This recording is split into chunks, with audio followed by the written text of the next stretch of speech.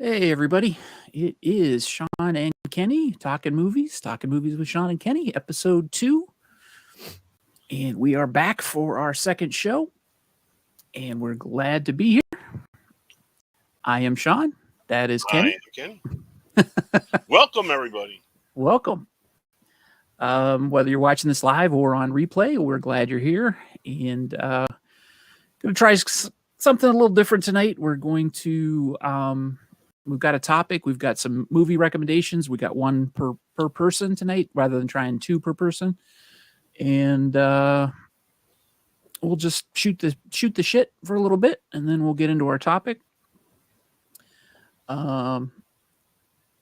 were actually talking a little bit about movie stuff before we went on the air, and talking about watching movies either in with a big crowd and being rowdy while we were watching the movie, or in my case, watching a movie without the crowd and being rowdy, because I used to watch movies with my friends before the movies came out, because I used to manage a theater and be a projectionist and stuff. So that's what we were chatting about beforehand. And I also told Kenny that if you see me wincing a lot, it's because I threw my back out. So I'm getting older. So I'll be doing a lot of this tonight. So That's why, if you notice, I lean back sometimes in there, so I just do the back and forth. you're lucky. You've got a nice big couch. It looks very comfortable that you can sort of lean back on. Yeah, this is it's like one of those theater seats things where it has cup holders on the side. Because I had a recliner in my old house, and it was a nice recliner, but it didn't make the move with me. So it was like when we went furniture shopping for my new place. It was like, do I want a recliner or? And then I seen these the theater seats thing. They're nice, but I am tall. I am 6'6", so Oh, it geez. kind of your my back just kind of is here's the couch and here's Yeah. my back. So I'm sitting like that, and I have 5 herniated discs in my back already. That's Oh, geez. why I don't work. So that's why Right. I'm you'll see me sometimes. I'll just lean back. It's not that I'm not interested in what the person's saying. It's I got to give my back a little rest, because it's And this Yeah. ain't a recliner. This is me moving up and down. Gotcha. Okay. So yeah, it's not that I'm just you know, you'll see it's man, he's kind of rude. Sean's talking and Kenny's sitting back, yeah, No, I like just that. It's no, that's how I sit. I have to go to the Walmart and get a pillow for my back, so I can just freely stand it. okay. So, Yeah, I know I wasn't thinking you were. I thought you were getting comfortable. So oh no. Well, that is when I sit back like this. It's yeah, I'm at rest, because this is how I normally watch TV. right. I want to get up so everybody can see the Don Johnson looks right here, from 1983. I actually started smoking because of Don Johnson You in high smoke? school. I smoked for 2 weeks Oh, okay. because I was trying to impress a girl, and Uh I did the remember when he used to take the cigarette and then roll it on his mouth, oh yeah. roll it like that, and then hold it there. Because I got one of my friends that was old enough to get smokes at the time to get me a pack of Marlboro Reds, and I think I smoked 5 cigarettes from that pack, and I gave it back to him because I was done. The girl had no interest in me, so it was I took it. And I was I even went out to the smoking box. We had a smoking box at our school, and I went and lit up, and I'm and the first one's you know, but it's I'm just holding it like this. I'm not even inhaling or anything like that. And my It's all friend for show. Stephanie's babe, you got to inhale it. And I'm yeah, okay. So yeah, I was done smoking. And then I was a culinary student, and the chef told me, you'll ruin your taste buds Yeah. smoking. And I'm Ugh. well, why does every chef, smoke? And he goes, I guess he's fucking bored. And I'm okay. But I didn't ruin my taste buds after that. That was the only. I only smoked 5 cigarettes in my life. Oh So wow. yeah. I wish I could say the same. I just Oh, okay. That yeah. was. Yeah, not. Girl. I am not a smoker, but I was for a hot minute. So, do not recommend. Yeah.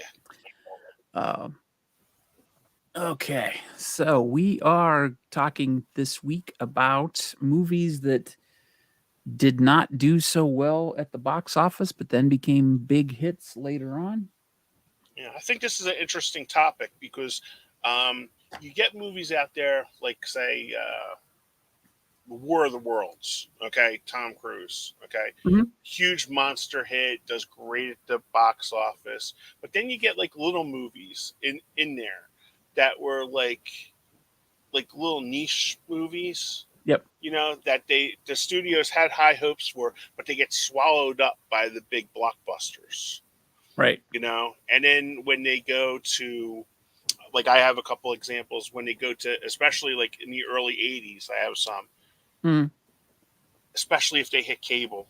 HBO was like really huge in those early 80s, and that was even before video stores. You hit HBO and you couldn't wait to get the book. We always got a book that came out and it tells you what's coming on. Hey, August 14th, Arthur is coming on HBO. Yep. And you would circle it and say, Mom, don't make any plans for April, August 14th, Arthur's coming on at 8 o'clock. And that was like a huge thing. Yep. And I just think this is a really interesting topic because you'll be surprised of some of the movies that you thought that were like really huge hits out there that were Yep. just bombs. They just they just got swallowed by the big blockbusters. And the big blockbusters, I mean, I don't see like a lot of love for like, I'll just make that distinction. War of the Worlds, the Tom Mhm. Cruise one. Okay. Yeah, it was a big blockbuster. Spielberg was behind it and stuff like that, but I don't hear a lot of people talking about it like in 2024, unless it comes to 4K or it gets this like big, Yeah. Well, expensive. that's one thing that I found while I was kind of researching for this topic is that a lot of the movies that came out and flopped and then became, what we call cult classics or word of mouth movies or movies that became more successful later. Um, they are not more recent movies. I have some examples of movies that were flops in the theater, but I think it's mostly because of the pandemic Yeah, that they became bigger hits on streaming, and they all came out in 2021. But I think that's more due to the market and due to the pandemic them than anything, like actual word of mouth or actual them getting tread, after their release. Like a movie, like I'll just throw something out there. Like I was thinking of the first movie that came to my mind when I thought about this topic is a movie that I haven't even seen, which is The Adventures of Buckaroo Banzai Across the Eighth Dimension. oh, okay. Which I've never seen that movie, but I know a lot of people like it, and I know it didn't do that great at the box office. But because of HBO and because of home video, I know a lot of people have seen it and love it, and it's got a really dedicated following. And I don't know that would happen so much today. I think if Peacock showed Buckaroo Banzai today as an exclusive movie, nobody'd care. Yeah, I think you're right. Yeah, because that was like actually one of the first ones that came to my mind was Buckaroo Banzai. That was absolutely huge Mhm. on HBO Yep. because that seemed to play like HBO didn't have like a lot of the rights for the movies um, at the time, and they used. I mean, they didn't have a lot of movies to show Yeah. at the time, and they played that so much.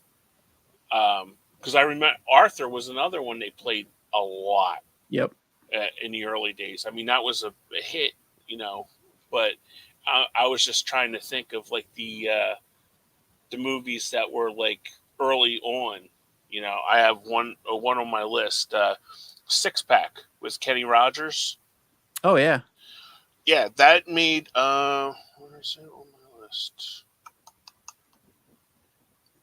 That made $21 million in the movies, but it cost $19 million to make. So Wow. it just basically, but I think a lot of that had to do with his music rights Mhm. for Kenny Rogers, and plus they rented I think the Indianapolis 500 Speedway where they do the race because it Yeah. was a race car driver, and that got. I mean, it did a little bit because early '80 Kenny Rogers was huge, Yep. and I think that's why they were pushing like all of his stuff, but that didn't do really well until it hit HBO, and I remember that was a huge thing. They had. I remember when I was doing my research, I looked it up. '83, they had Kenny Rogers six pack going at 8 o'clock on Saturday, and then they had the Kenny and Dolly in the round concert on Sunday night, 8 o'clock live Mhm. on HBO. So it was a Kenny Rogers weekend. Yep. I remember one of the first concerts I ever went to see was James Taylor and Kim Carnes, I believe, was the opening band or the opening act for him. Mm-hmm. And she was big because she had a hit with him, with Don't Kenny fall in love Rogers. with a dreamer. Yeah. And I was like, that was the only way I knew her. And then she had Betty Davis eyes later, but it was, Kenny Rogers that sort of slingshot her to stardom. Yeah. So he was mammoth back then. Yeah. I never really got to see Six Pack. But my stepfather watched it all the time. All the time it was on because he was a huge Kenny Rogers fan. Yeah. Well, you always had to debate because it was like Diane Allen's like 4 years older than us. So it's Right. like prime Diane Allen, and then you had Erin Gray, who was hot in Buck Rogers. She was in that, so it was like, okay, do you like the mom or do you like the daughter? And it was like I always went. Erin Gray was very pretty, but I always went towards Diane Lane. Right. Yeah, Diane Lane. I didn't start to appreciate her until what was it? Streets of Fire. Oh yeah. Yeah, that's when she caught my eye. It's another movie I haven't seen, believe it or not. Dude, she was 19 when she did that movie. Oh man, Just that's think of that.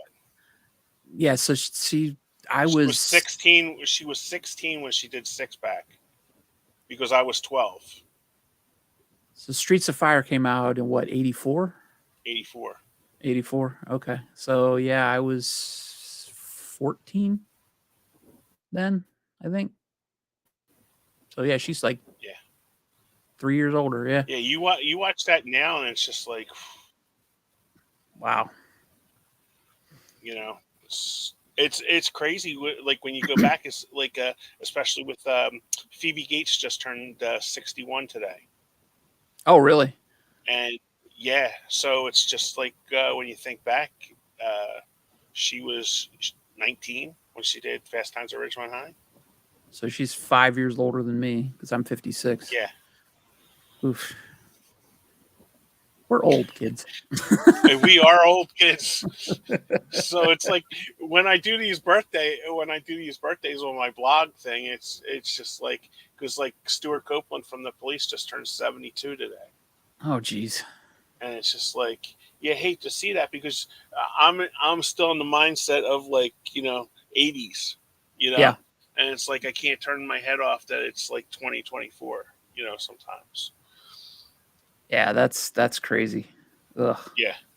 It's funny because we were talking about movies that got kind of swallowed up by blockbusters and whatnot.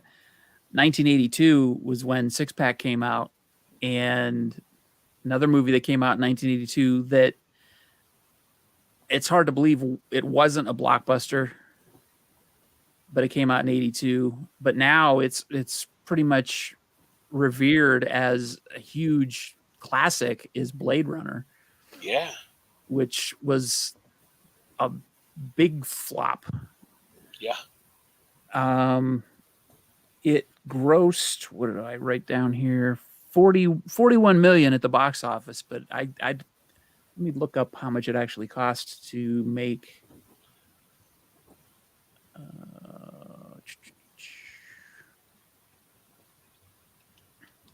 Because I didn't do that I have 32. It was the budget for that. for Blade Runner. Yeah.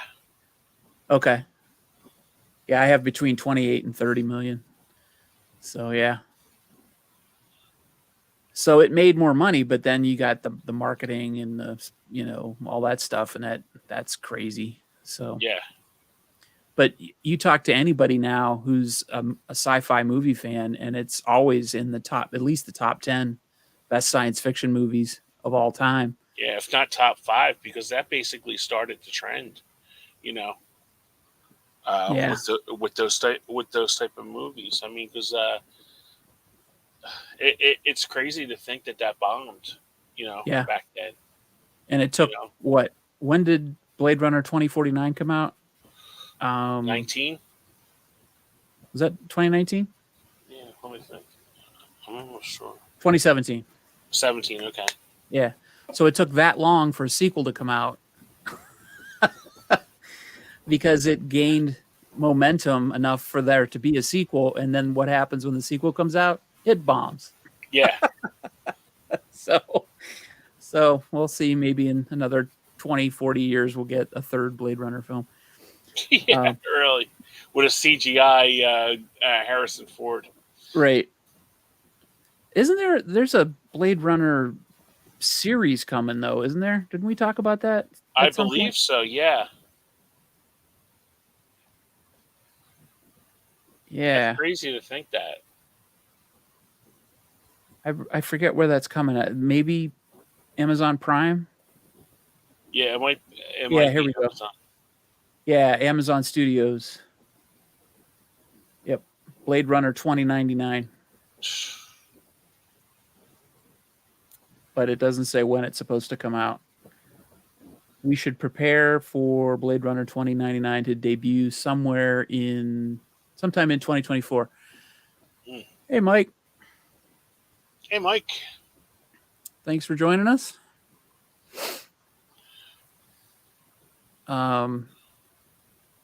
So yeah.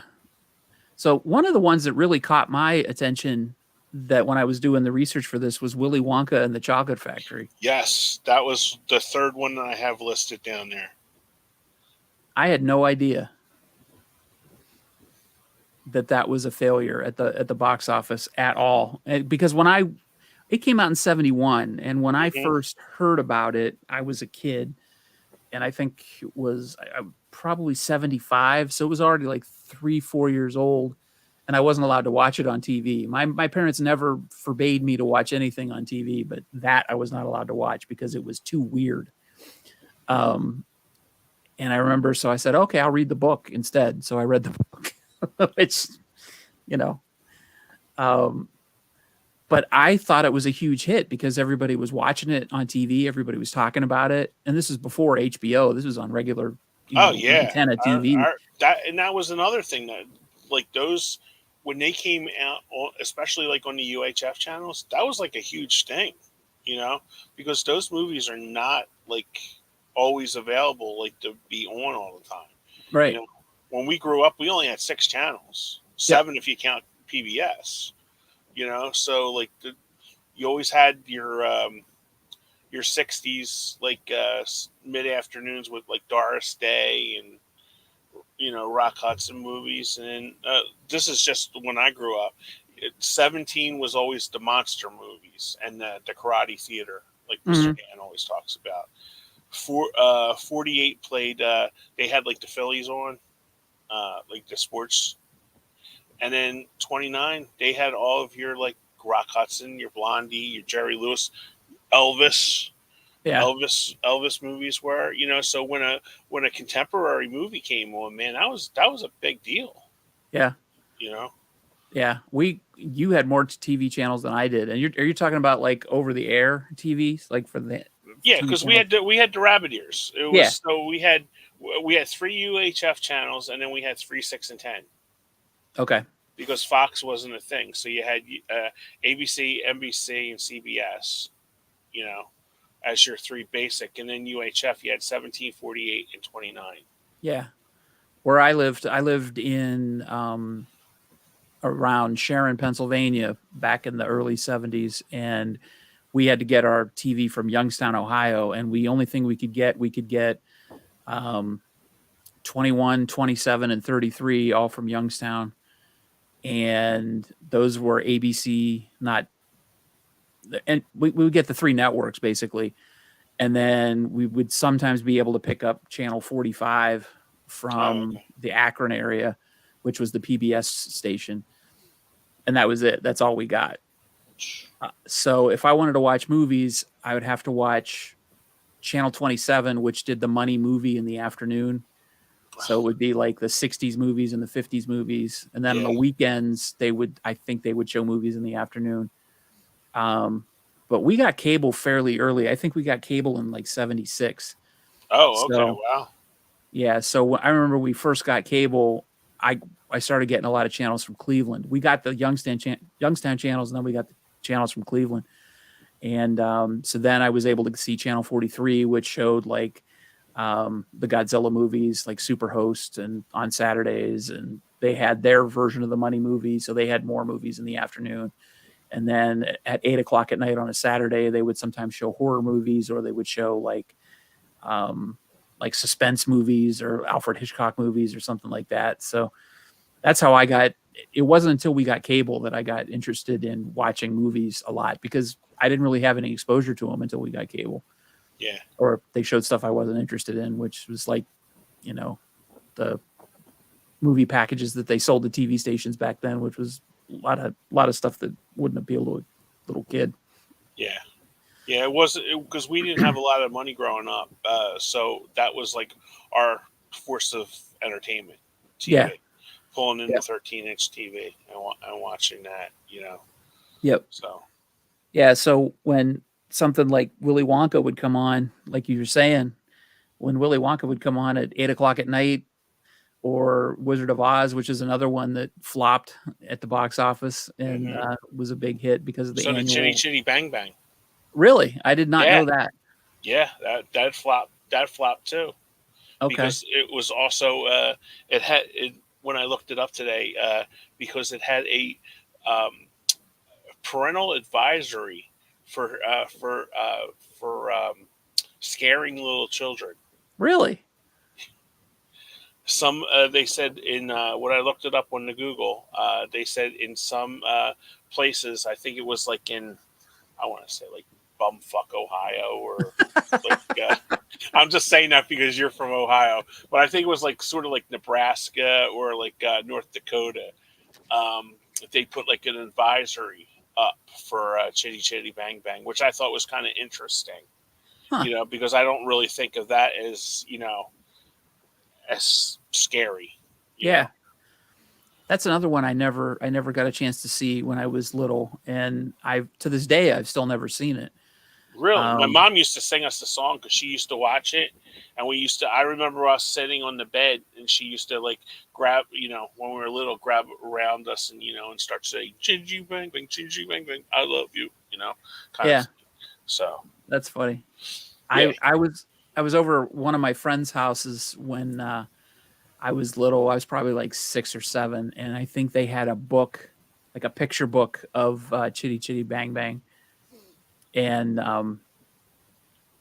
it was the only connection I'd had to it. I'm like, oh yeah, this is a movie. It's on TV all the time, but I've never seen it, so I didn't know. Like it was like a picture book, so I didn't want to. I was at their house. I didn't want to sit there and read it while I was at their house. Right. But I was like, I've never seen this movie. I want to see this movie, and for whatever reason, I never saw it. But I remember when it would come on TV, I'd be like, oh, I want to see this movie, and I would never watch it. I think maybe it was because my bedtime was so early or something. I don't know. But like I said, my parents never really forbade me to watch movies. But I only one that I remember that they wouldn't let me watch was Willy Wonka and the Chocolate Factory. That was the only one I was specifically told, nope, you're not watching it. Yeah, the only one that I was not allowed to watch was Porky's. That was the only one. What a difference. I remember my uncle saying to my mom, don't let Don't let Kenny watch that. And You know, it's so funny because like 4 years later or 5 years later, I remember my mom was passed out on the couch. You know, she used to go to sleep at like 9 o'clock, and she'd fall asleep on the couch, and I would sit in front of the TV with my hand on the dial because we didn't have a remote control, and I'd turn on Halloween on HBO, and I'd sit there with my face right up against the TV and watch it. And if she made a noise like she was waking up, I'd change the channel. So that's how I watched Halloween for the first time, with my face literally right next to the TV. So well, that it's funny that you say that because my mom used to get up like really early. I mean, she was at work by 6:30 mm, every day, Monday through Friday, and I remember Friday nights she was just like dead, you know, from a yeah, long week and stuff like that. So I remember, all right, boys, don't stay, especially during the summer. All right, boys, don't stay up late. And remember, in the '80s, you have the box that you push the buttons oh for yeah, it to come on. Got 35 channels, and I remember if you like. And we had it down to a science. My brother would get like a little piece of tape.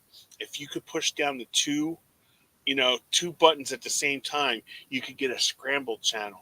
And it was sort of like the movie channel because we already had HBO, yeah. but sometimes the movie channel or Showtime used to come on.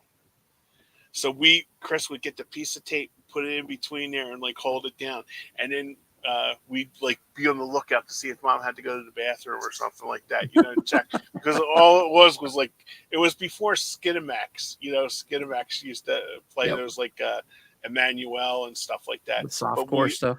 yeah, and it was just I even forget like some of the stuff that we watched, and we're like we want a boob, you know, like that. So it was just like stupid stuff, you know. But it's funny that you remember this stuff now. Hey Jim, Hey, Jim. how's it going? Thanks for dropping in. Now here's another surprising one from my list because me and Sean have no idea what's on our list. Nope, Okay, we did not share what's on our list. we did not share. Okay, this one really took me out, and I was surprised by this because let's play a game. Let's see if Sean can guess this. 1998 movie. Okay, it was Okay. the height of her popularity. Okay. Okay, she made a lot of music videos with a certain band. With a The certain band's daughter. Okay, thing. it was the movie that I'm thinking of is had a budget of $10 million, and it made $300,000 in the box office. Let me check my list here. Maybe I have it. I'm just not thinking of it. Okay.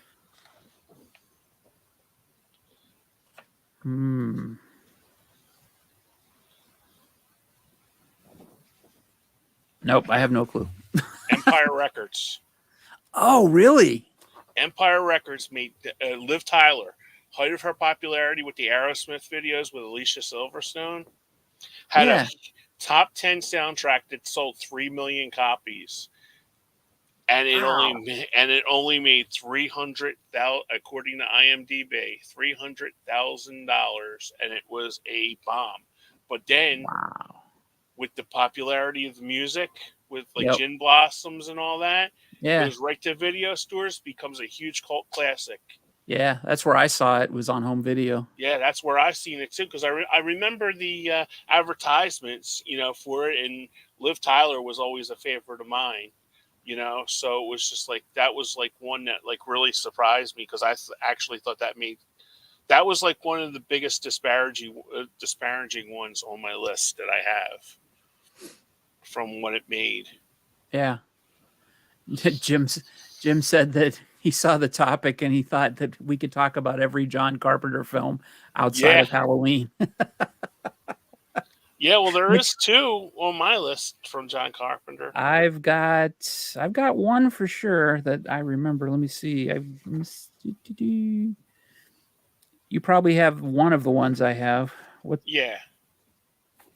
86. 86.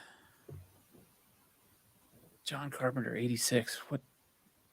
Jack Burton, me. Oh, yeah. That was 25, 86? 25, yeah, 86. Wow. $25 million budget. It grossed $10.6 million at Wow. the box office. And once it hit video stores, went crazy. I don't know why I always think that was later, like 87 or 89 or something like that. I have a horrible confession to make. I watched that about a month or two ago, and it's the first time that I remember watching it from beginning to end. Is that right? Wow. Yep. Yeah. Yep. Near Dark. Yep. Jim's got one. Yep. That's not on my list, but that's a great example. Yeah. It should be on my list because I love that movie. Yeah. I remember renting that very, very early after it came out and loving it. I thought it was amazing. And it's one of my favorite movies of all time. But yeah, that was a huge dud in the box office. And to keep the dark in there, Dark City was another. Yeah, definitely. Was another one that just died at the box office, but once it hit video stores, went crazy, go nuts. Crazy, go nuts. That was Fernando. Remember Billy Crystal's? I go crazy, go nuts. Yes. You're looking marvelous. Yeah, it grossed. Near Dark grossed $635,000 on its opening weekend on 262 screens. It went on to make $3.4 million, and it cost $5 million to make. And then, of course, then the Lost Boys came out and went wide release on 1,500 screens, and it was a huge hit. Mm-hmm. Yeah, Jim brought up. But that was the first one that we talked about. Jim was Buckaroo Banzai. Yep. And that was Repo Man. That's a great one. That's another one that hit HBO like the ball running, and I think that's one of the first ones that I remember renting, like sci-fi, like from the Rite Aid down the street. Mm-hmm. Repo Man was 84, right? I thought it was 82, but I could be wrong. Yeah, I get those confused with the 84. 84. Okay. Yep. Yeah, I didn't see that till the 90s, I don't think, but it was on home video. Yeah, and Dark City I saw in the 90s. Well, it came out, 90, 98, 99? 98 or 99. Yeah, unfortunately, I've only seen that once, but I did pick it up on Blu-ray because I want to watch it again because one of my all-time... Jennifer Connelly's in that. Yeah, one of my all-time favorite musicians, Gary Newman, has a... oh, that's right. Yeah, I remember. He has a song on the soundtrack, but I don't think it's in the movie. Yeah, Jim said, I was one of the lucky people that saw it before it totally disappeared because he was working in the theater in the 80s. Which one is that, Jim? Is that Repo Man or Buckaroo? See, this is another discussion I'd like to have.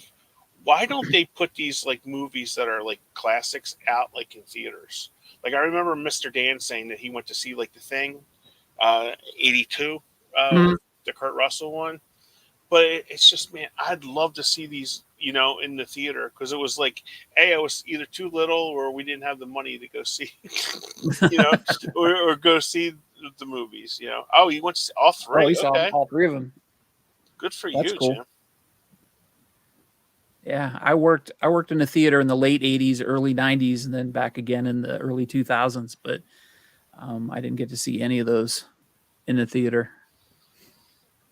Yeah, the 80s and 90s, we went to the movies a lot because that was like your entertainment. Like if you wanted to see a movie, because you had no idea when these movies were going to come out on video, So it was like if you wanted to keep up with the conversation at school, you went to see these movies on Friday, Saturday night, Yep. So it was just like, because I remember one of my friends going to see Little Big Trouble in Little China, and he just didn't get it. He just like, oh, it's stupid. Kurt Russell, he goes trying to be Snake Plissken, and I'm like, when I went to see it, I hit him in the back of the head. I'm like, he's trying to be John Wayne, dumbass. He ain't Snake. Yeah, I think you totally missed the point. Yeah, I was like, and I remember us renting it. He came over to watch it, and he goes, "Oh, now I get it." I said, "Dude, it's a tongue in cheek." He's trying to be like John Wayne in this movie. Because he thought it was a total like runoff of Snake Plissken. Yeah.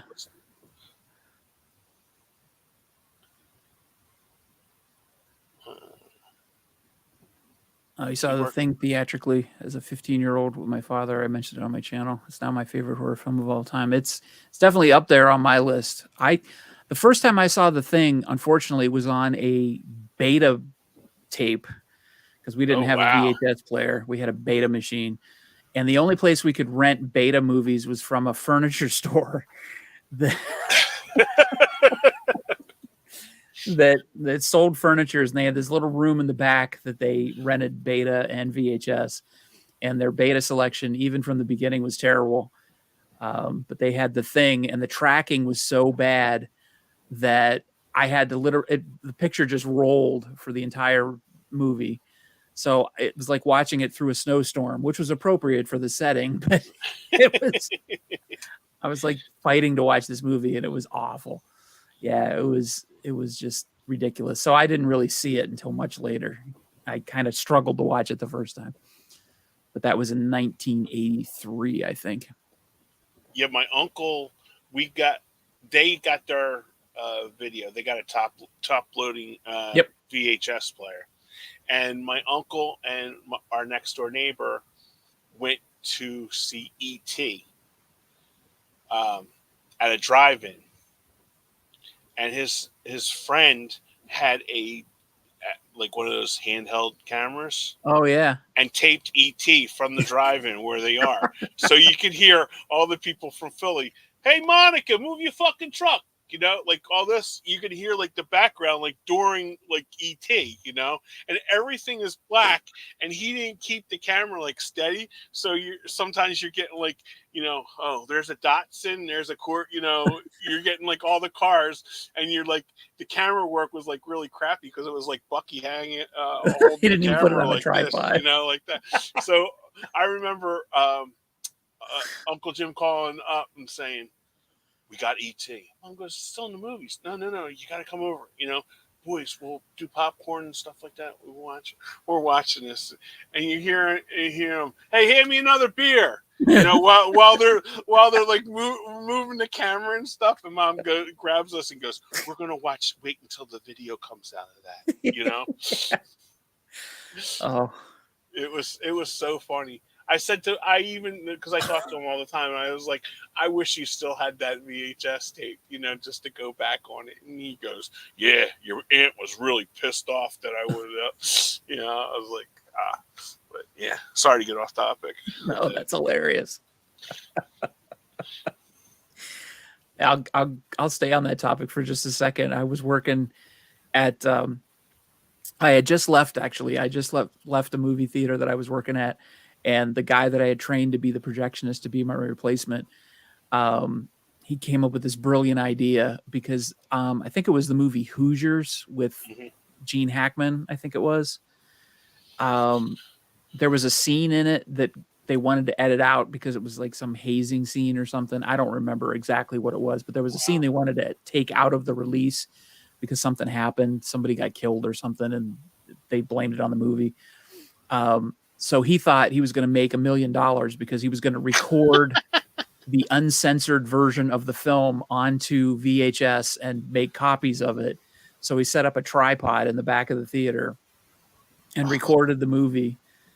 And then he brought it over to my house to watch it, and it was all flickery because he didn't realize that the frame rate between film and video was different. So it was a flickery mess. He couldn't watch it anyway. Oh, that's too funny. And he's like, "Damn it. The program." Yeah, that was it. Yeah. Thanks, Joe. Yeah, Yeah, I couldn't remember, but it was it was a sports movie. Oh yeah, Yeah, where the kids were laying out on the streets or something on that's a it. dare or Yeah, something. yeah, Yeah. yeah, yeah. I keep thinking it's Hoosiers, but yeah, it was the program. That's right. Um, yeah, he thought he was going to make $1 million because everybody was going to come to him for this, unavailable version of the movie. I'm like, okay, yeah, and it was just this flickery mess. So you give one. I gave one. I gave one for my list. What do you got? One that I was actually surprised is well, I wasn't really surprised. Um, was the Boondock Saints. Really? Yep, and I was surprised by how much money it didn't make when it came out. Wow. It made $30,000 when it came out Whoa. when it was first released in theaters, but on home video it made $7 million in sales in 5 years just on home video, just in sales. So I don't, who knows about rentals. Um, but yeah, that movie, I think that was one of the more recent ones that, we were talking a little bit um, about movies that were on streaming and whatnot, but I think that was one of the more recent ones before, DVDs. Um, yeah, it got a very limited Boondock Saints got a very limited theatrical release. I thought that was one of those because I remember when that came to Hollywood Video, we rented it, and I thought that was like one of those direct to video jammers that they always had Yep. out. Yeah, I'm gonna see how many theaters it actually came out in, but That's a really good one. yeah, it was released on 5 screens, and then they released the unrated version in theaters on May 22nd, 2006. And then the guy that wrote it, what's his face? Troy Duffy. He used some funding from Blockbuster to get it out in theaters a little bit later. But yeah, it was not a big theatrical success, but it became a pretty much a cult favorite because of home video.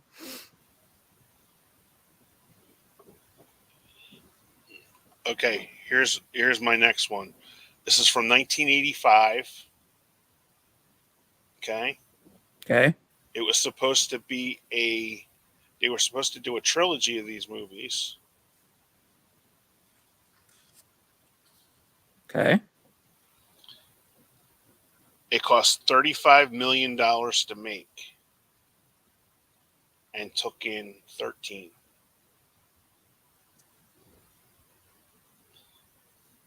It was an action movie. Oh man, that's 1985. Yeah, well, that was kind of stupid. I was looking to see if Jim was guessing along too, but it was Jim got it. He got it. Remo Williams. Remo Williams was supposed to be set up for a tentpole series, a trilogy of movies. They had Fred Will. I found a interview with Fred Ward.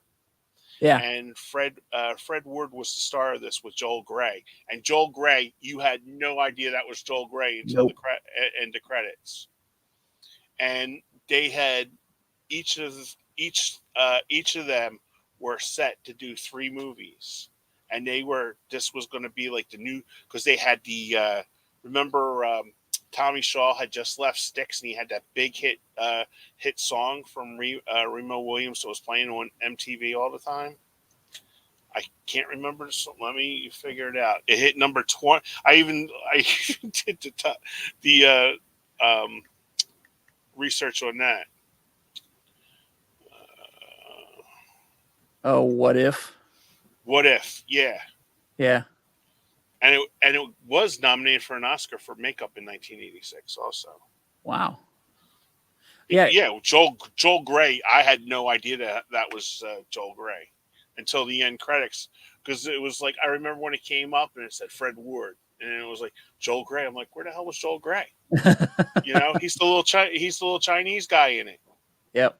You know, and they had big plans. Studio had big plans for that, and Fred Ward said they even signed a contract for three movies to do 3 movies together, Well, and they even the got a settlement after it bombed.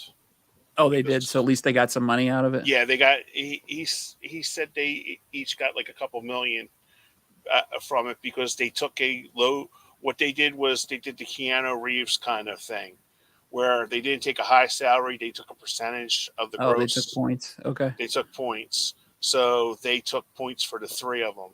So what they did was the studio head had worked with Joel Grey on Cabaret before, Mm. so in order to get Joel Grey, again, he was they basically worked out a deal for both of them to get I think they each got $3 million Wow. for that. That's not too bad. Yeah. So they definitely made out, even though I would have liked to have seen more movies because I love that movie. Yeah. I haven't seen it in a really long time because I was looking forward to it because I know it's even in the title, Remo Williams, The Adventure Begins. Mm-hmm. Yep. Yeah. I bought it from the last Kino sale. Yeah, me too. Yeah. So I really, really enjoyed that movie a lot. Yeah. I haven't seen it in a while. I have to watch the Kino, but I remember loving it. I watched it on HBO. Yeah. Yeah, that's where I seen it too, HBO. Yeah, Jim said, cancel culture aside, Joel Grey should have been nominated for an Oscar for that movie. He's awesome. Oh, he was tremendous, and you couldn't. Yeah. Jim, could you tell it was Joel Grey? I had no clue until the credits came up that was Joel Grey. None. So good. Yep. It lost the Oscar to Mask, Eric Stoltz. Yeah, I can see that. Oh, that sucks. He says he saw it theatrically at the theater I worked in. He also had the poster for years. Unfortunately, I lost all I'm my sorry to posters. hear that. Yeah, I remember the poster at the video store for that. And it even had a standee too, like at the desk. With the Statue of Liberty? Yeah, just with the Statue of Liberty. Yeah. I don't know where I saw a standee for that because I wasn't working at the theater at the time. And it was out on video way before I worked at a video store. But I saw a standee for it somewhere. I can't remember where. That's weird. Not to get off track, but you know that the standee with Schwarzenegger on the bike in T2? Yeah. That goes for stupid money on Don't tell me that. Oh, okay. Yeah, it does. Sorry to tell you, it does. I heard because somebody was like looking for it, and it was going for like $7,500. Oof. And I'm like, you mean the standee for Because I had while you were sleeping standee that I got at the video store. They had before I moved, and I just left it because it was like I didn't know where I was going to put it. This big, like 6 foot, like of the beautiful Sandra Bullock. So it was going to be the part of the altar in the back of your apartment, right? Yeah, I swear that was going to be like a big standee because I even had a wrestling standee. It was like 6 foot tall of when the new wrestling game came out. And it was okay. What the hell am I going to do with this? At least it was a nice display. There you go.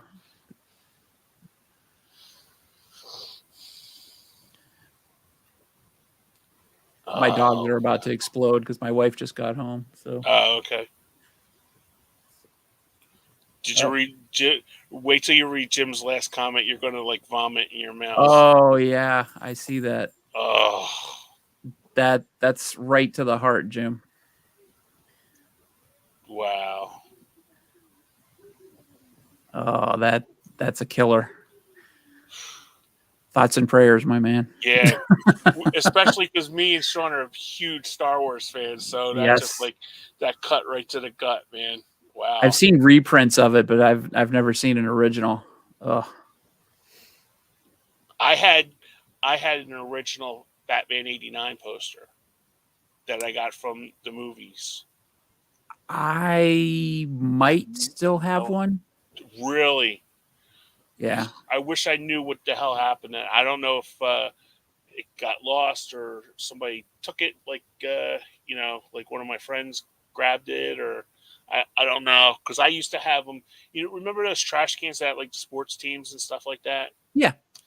Well, I had one, like, my Phillies trash can, and I had, like, old movie posters, because I would hang up, like, I used to take them from because they weren't using them at the video store, so I had Waterworld, uh, what the hell, Mallrats, water, Pulp Fiction. I had them, Mhm. like, all hanged up, and then what I would do was, like, I'd, like, hang them up for 3 months, and then just put them in a box. And when our movie store actually closed, they had the laid up boxes with Yeah. the VCR thing. Uh, they were selling them. I got 2 of them for $10 a piece. Oh wow. So, and it had, like, the chain around it that would just, like, go around, and then you plug in. And one was Cutthroat Island, and the other one was Reservoir Dogs. Oh wow. What That's happened cool. to that when I cleaned my garage? I have no friggin' idea, because I even said to my cousin, I said, "Oh, great, I can hang it, in my new place." So when we cleaned out the garage, I'm like, "Did you see these?" And I showed her the videotape, and she goes, "No, I didn't see them." So I'm like, either my mom threw them away, or it just got, like. But it was one of the laid up boxes was Reservoir Dogs, and the other one was Cutthroat Island. Oh wow. Ugh. Yeah, the only standee I ever had from a movie, speaking of flops, was Highlander 2, the Quickening. Oh, okay. I still like those movies. I like the Highlander, the original one, but the Yeah. second one is terrible. But yeah, I had Christopher Lambert. I used to have him in the bedroom, in my bedroom, when I was how old was I back then? 22, 23. 26. Yeah, I had the big Highlander standee in my room, and then I saw the movie and I took it down. I remember my buddy, because my buddy David got me the job at Movies Unlimited, and he got the big, huge standee of Silence of the Lambs. Mm-hmm. So his bedroom wasn't, like, really big, because we'd go in there and play N64 or Super Nintendo, I think was at the time. Yeah. We go in there, you see this big thing with the mask. It's like, "Hello, Clarice." And it's like, oh shit, That's funny. But I forgot Michael Ironside was even in that movie, so that's funny. It's been so long since I've seen it. I haven't wanted to subject myself to it, so that's funny.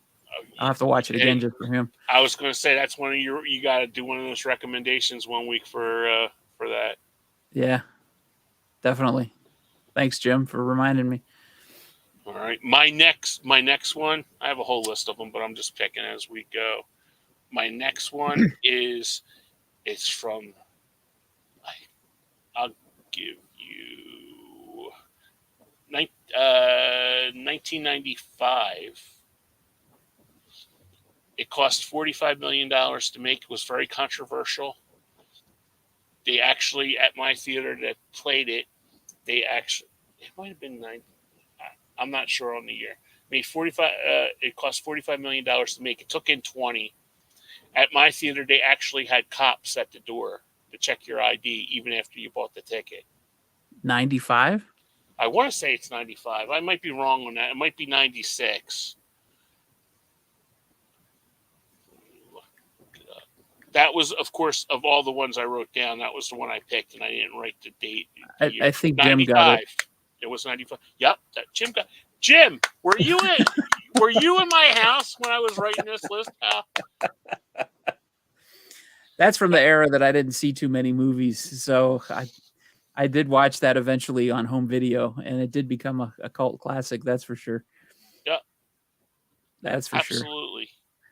Yeah, me and my friend rented it one night, and we started drinking dark beer and watching that movie. Oh yeah, that was That was a popular because recipe for disaster. Mama from Saved by the Bell was going to be nude in it. Oh, we'll toot Jim's horn here. Okay. Good job. Yeah, Round of applause, Jim. That was good, dude. All right, definitely. what's next up on yours? Um, well, I think I've got all like the big mainstream ones. You've got a lot of the ones that I didn't even know were flops that I didn't even think of. Um, Well, that's why we each did homework, so we can just yeah, basically, go. That's what makes it good. yeah. One another one that I didn't know was a flop was Hocus Pocus from '93. I didn't have that on my list. See that? Yeah, I did not realize that. I'm gonna check and see what it costs to make, but um, it made 39 million when it was released. Let me see what it. Yeah, it was initially a box office bomb, possibly losing Disney around 16.5 million during its initial theatrical run, Wow. but largely through many annual airings on the Disney Channel and Freeform, it's been rediscovered by audiences and results in a yearly spike of home media sales of the film every Halloween season. Yeah, that's the go-to of like when they have spooky season. Yep. You know? Yep. And strangely enough, I've never seen that one. Really? Yep. I bought it. I bought it last Halloween to watch, and we didn't get around to watching it, and I didn't want to watch it when it wasn't Halloween, so I saved it for this Halloween. That was big in my household because Mom liked Bette Midler. So Yeah. anything with Bette Midler, my mom used to watch. I remember, and getting off track again.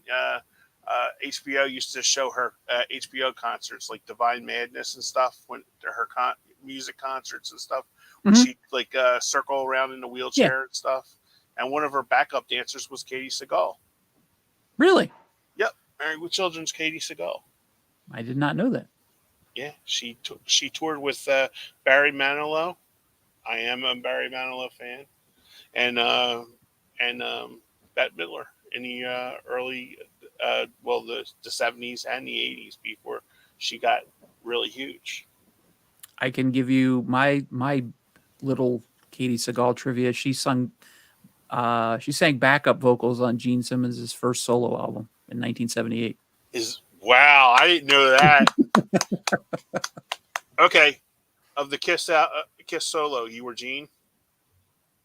As far as which one did I like the most? Yeah. No. Oh, I was Ace. Mhm. I was Ace. My brother was Peter Criss. Yeah, I was a huge Peter Criss fan until I heard his solo album, and then I was like, "Oh, okay."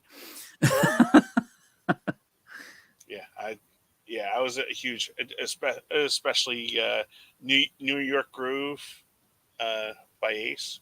Oh, Jenna Elfman. There's a top fiver right there for me.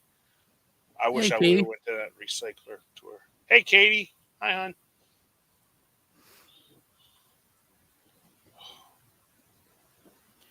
Yeah, Um, and so I'll throw another one out there. Let's see. This one kind of surprised me only because it did really well at my theater, which was Mulholland Drive, okay. which I know it's a David Lynch movie, and I don't know, his movies tend to be kind of Art culty house anyway. movies. Yeah. Yeah, but it only made 7 million when it was initially released. Wow. But it um, it did really well outside the United States. It actually made more outside the United States. It did 12 million outside the United 12.8 million outside the United States. Um, oh yeah, Oh yeah. yeah, Dune. Yeah, it does. Yep. That was a movie that I couldn't even watch on home video. I remember going to rent that from home video, Hmm.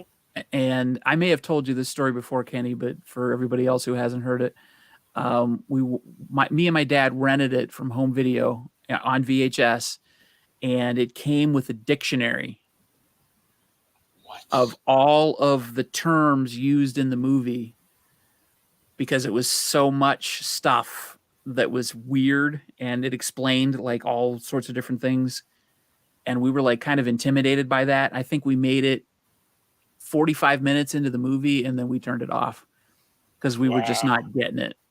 And I'm not proud of that fact. I made it through the first Dune, the new one. I haven't watched the second one yet. It's not like they didn't make sense. It didn't make sense. I don't know why it didn't make sense, the David Lynch version, but I don't think we were ready for it at that point in 1984.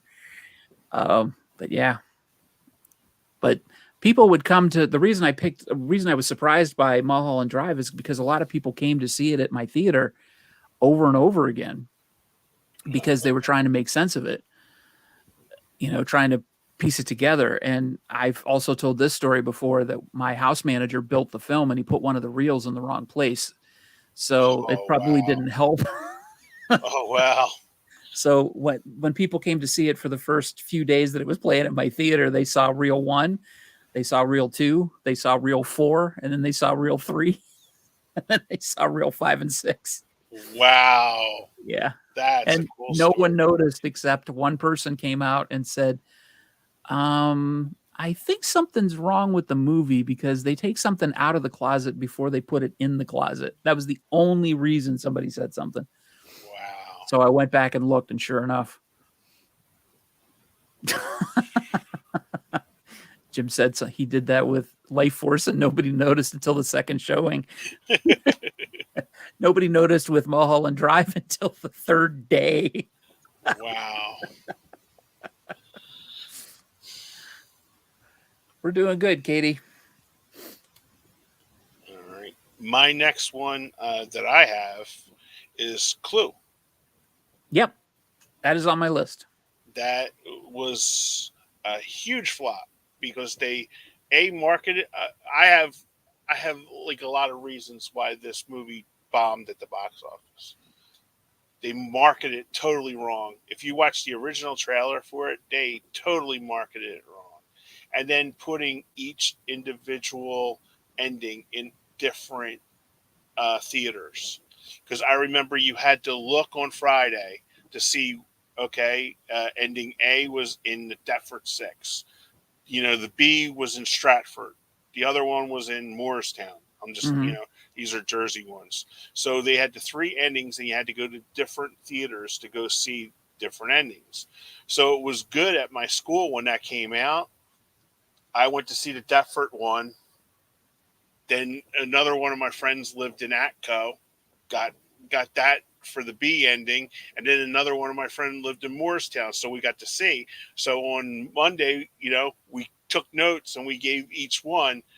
Miss Scarlett did it with we did it, Yeah. and then the ending was the one that they always showed was I'm going to go home and sleep with my wife, with the with Mr. Green, Yep.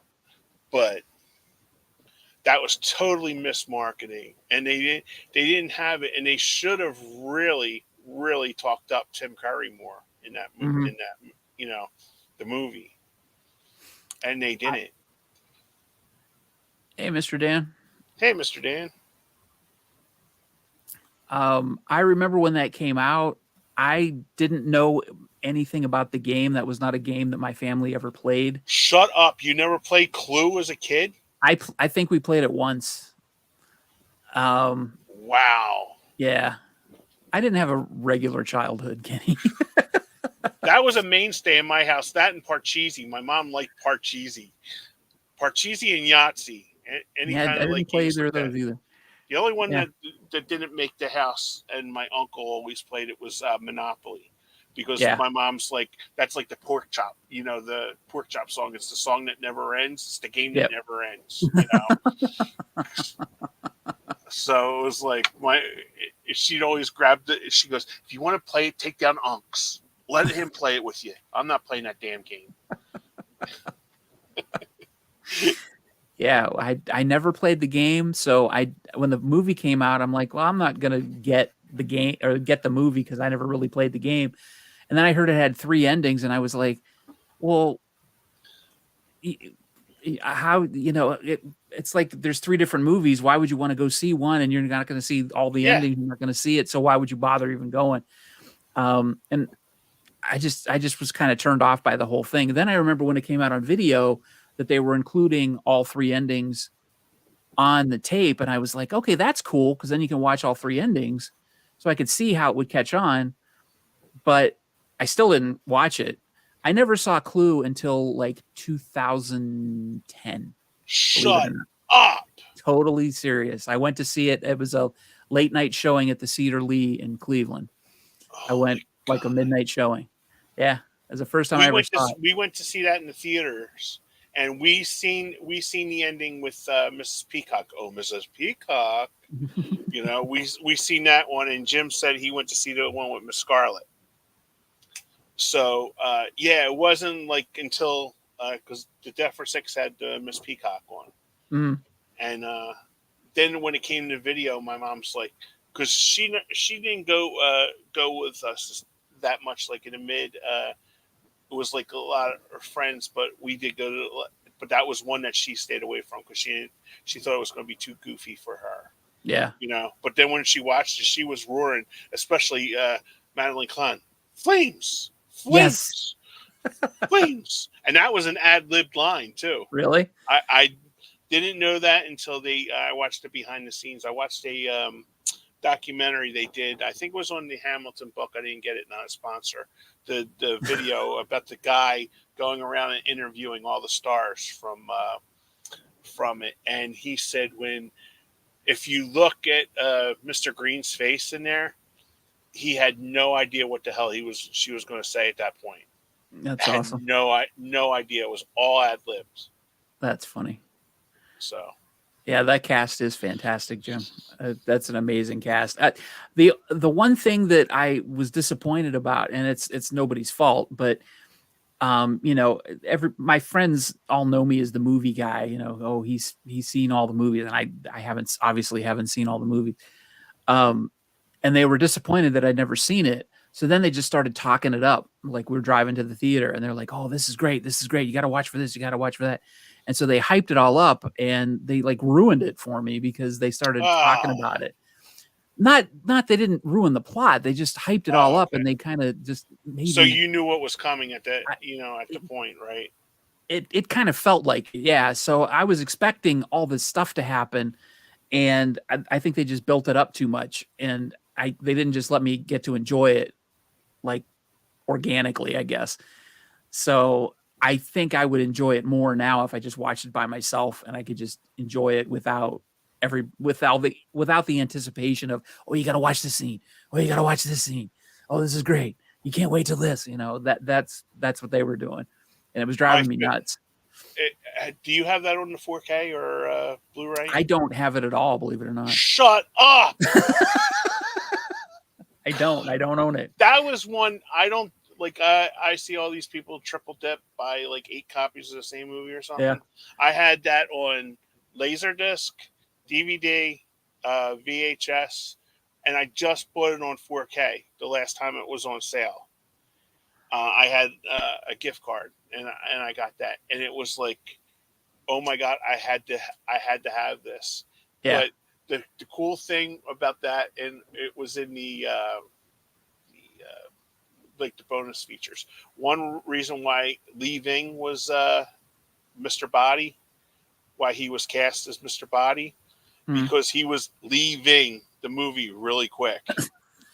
He was one of the and he goes, and that was like a cool little Easter egg that they put on there, and it was like Leaving, and I thought, what the hell's his name? So when at the end of the movie they flash like the clue cards, and it has leaving, and I was howling my ass off when I seen that because I didn't get the joke until I seen that, and I'm like, oh, that is just great.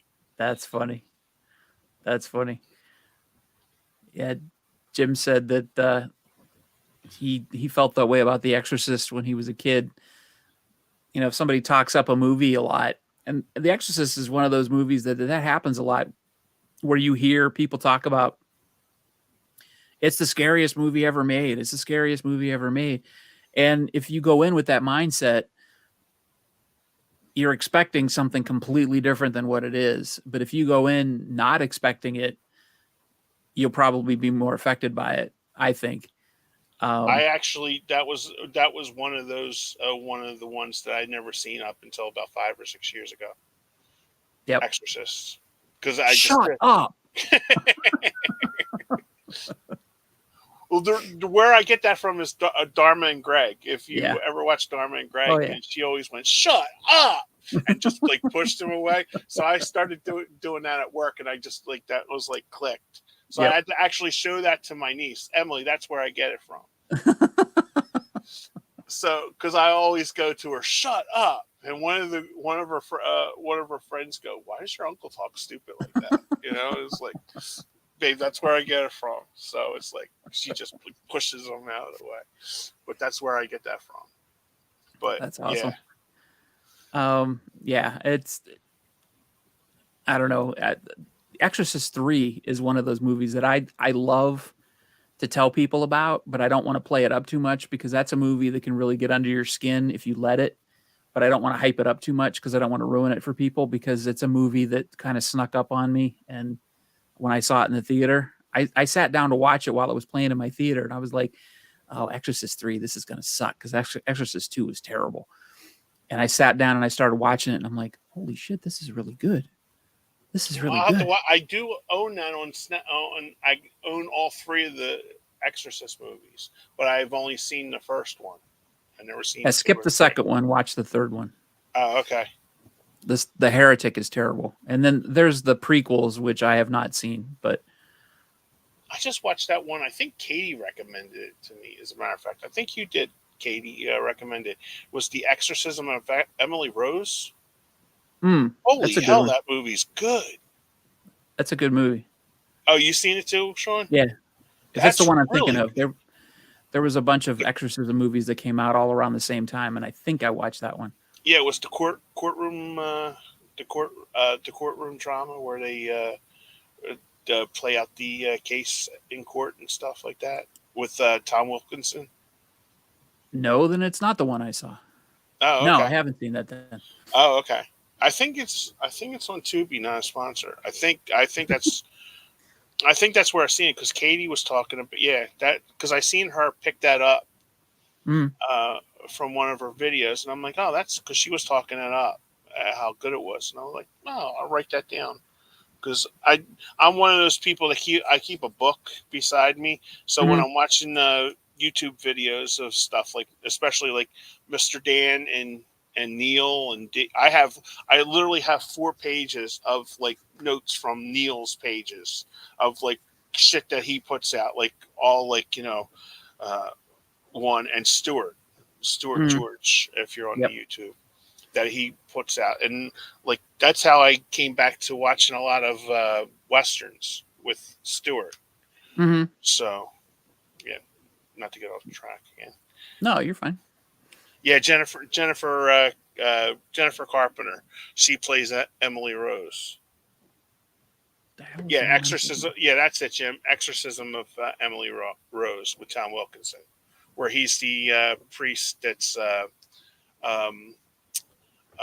he stands trial against the archdiocese for not doing anything to the girl. Yeah, that movie, that's really good. It's scary in parts, but it's actually a good story. Maybe that is the one I'm thinking of. I don't know. I have to watch it. It was a while ago, and that one came out in 2005. It may be the one I'm thinking of. Yeah. But I don't remember the courtroom part about it, so I don't know. I'm terrible with remembering things, so unless I write something down, I forget really easily. All right, I have another one, and this one surprised the hell out of me. 1999 movie. It's not Office Space, is it? No, Jim had brought Office Space up Yeah, I have it on my list. earlier. It was I might. Go ahead. Is it animated? Nope. Okay. It's a thriller. Was one of the most hyped movies of the year. Fight Club. Oh yeah. Fight Club cost $63 million to make, and it only made $37 million. Yep. That's on my list. Yep, Jim got it. Damn it, Jim, you're good. I think you were Jim. Do you have cameras in my house? I think he does. Wow, good job, Jim. That a guy. Yep. Yeah, that's a great movie. Fight Club, and I can honestly tell you, I only watched it once. You didn't like it? I didn't get it. I didn't get it. You know, Yeah. I told you I told you about before me and Sean got on. I used to go to the movies with my brother and a whole bunch of friends, and my buddy Brian. We went to see that movie. I was telling before we got on. I was telling Sean a story. We used to go see every Van Damme, Seagal movie like in the '90s, and the one. This is Brian's humor how he went. He'd get up and we were watching Out for Justice with Steven Seagal, and it's a crowded theater, and all you hear is Brian beat the shit out of him, Steve.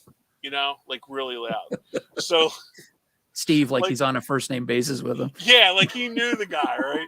So I remember him getting up and when we went to see it, he's like, "What the fuck just happened here?" We're in a theater. It's like packed on a Saturday night, and I'm like, "Brian, what?" He goes, "Nah, man, I wasted my $5.50 to see this bullshit." So that was Brian. God love him. He's up there in heaven, torturing God with it. But yeah, I only seen it once, and it was that night. And we would talk. We go to McDonald's afterwards and stuff. And Brian was getting really animated in the car and stuff as we're eating our Big Macs and stuff. Seriously, what the fuck, you know? But I might have to revisit that one because I literally have not seen that since it came out.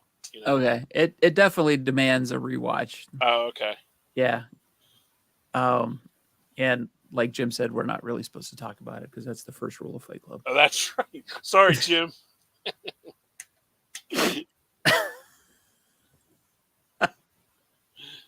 That's comment.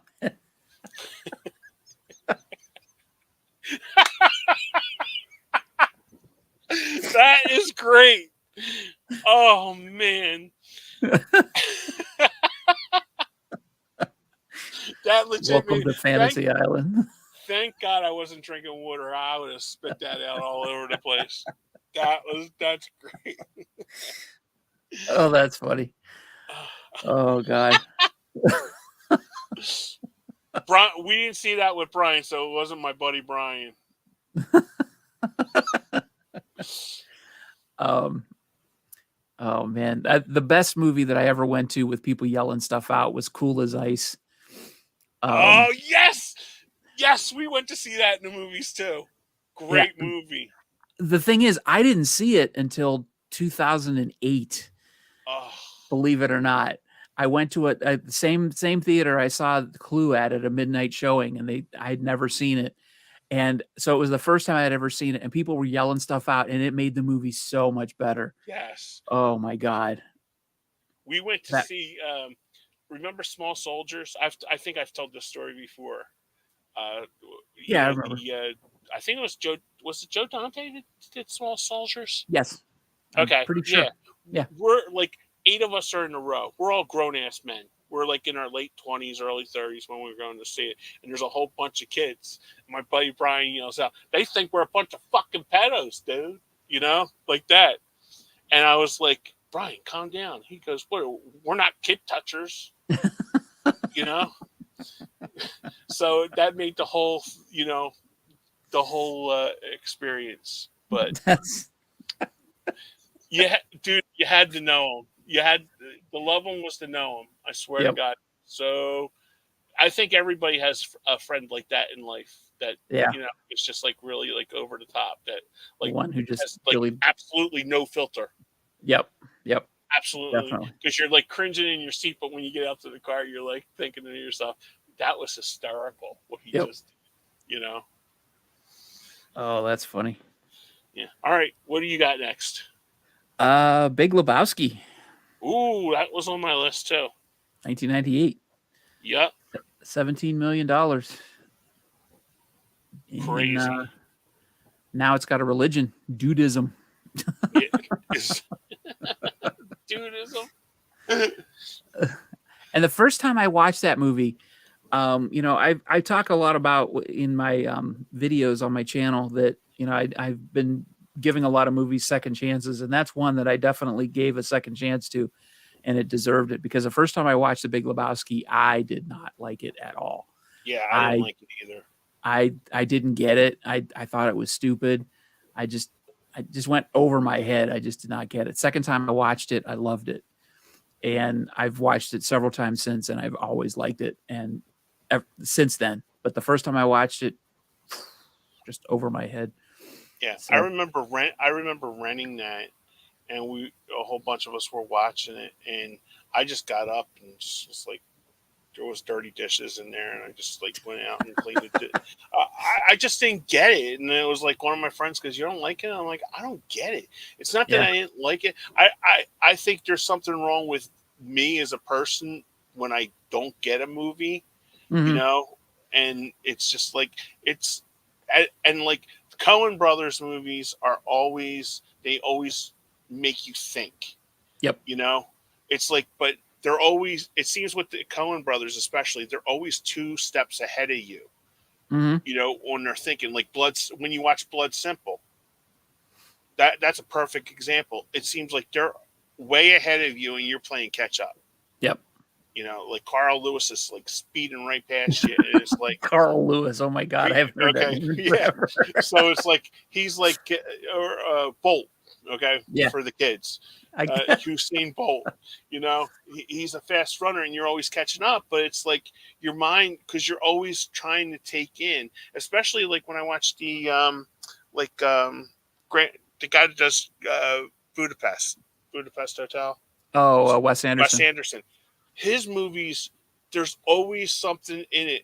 They're so quirky and they're so well done that they each scene means something in the Hmm. movie, and you're playing, and that's what with the Coen brothers, you're always thinking, but they're always thinking two steps ahead of you. Yep. And it's like really weird. And I kind of think that's because I think they've only had one big hit, right? Which was Fargo, the Coen brothers. Um, And that was just modest. I I I don't know what the box office has been like. For them, I know they've had a lot of critical success, but I don't know about the box office. Yeah, that's what I mean. It's sort of Yeah. like how, like, because I think Woody Allen's only had one or two big hits, right? I think he had Annie Hall and Hannah and Her Sisters, right? Those were like the two big Woody Allen movies. Because What all was the the other second one? ones are like Hannah and Her Sisters, the one with Michael Caine and Barbara Oh, Hershey. okay. Jeez, I forgot about that one. Yeah, I don't know. I'm not familiar with Woody Oh, Allen's True. career. Jim brought up Yeah. True Grit. Yeah. Yeah, yeah, but Yeah. was No Country a big hit? Let me look it up. Yeah, because that's one of them that like was huge with the huge like award time. I'm not Yeah. saying because I love the Coen brothers. I think they're Yeah. remarkable. If you're watching it, guys, I love your movies. You know, but it's just that I don't think they make a lot of money. Like Nomadland, like you could only get it through Disney Movie Club. You couldn't even go to Walmart to pick up Nomadland. You Yeah. know, I didn't even realize you could get it through Disney Movie Club. Yeah, that was like one of the titles that you get through. All I know is because I had seen somebody. Okay, yeah, you're right, Jim. No Country made $172 million. Okay. Yeah, literally dismissed that because I thought it was a budget of 25 and did 171. Okay. Yeah, but they're not known like to have like what is it, the 3 billboards in Ebbing, Missouri. Yeah. I mean, that didn't play. That didn't get a wide, especially in Jersey here. It didn't get a. Well, I'm in Philadelphia. Um, it didn't get a big distribution there because they were always used to play like at the Ritz. We had the Ritz 5 here. Mm-hmm. You know, I'm looking up True Grit right now as we speak. Oh yeah, True Grit. Man, Jim, you should be the host. 252. It made $252 million. I'm sorry. Wow. Good job, That's Jim. the Thank only. you. Yeah, there you go. He knows his shit. Yeah, thanks, Jim. I think True Grit is the only Coen Brothers movie I went to see at the theater. So is that right? Yeah. So that doesn't surprise me. Jim said he's got one for us, a 1990 horror fantasy written and directed by the author and co-starring a Canadian horror icon.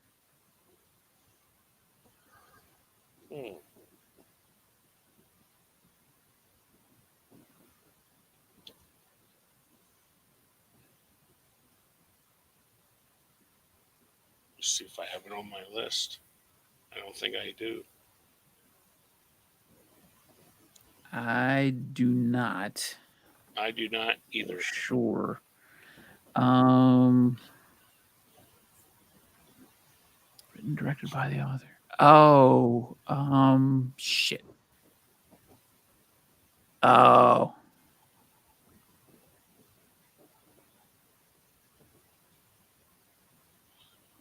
Nightbreed.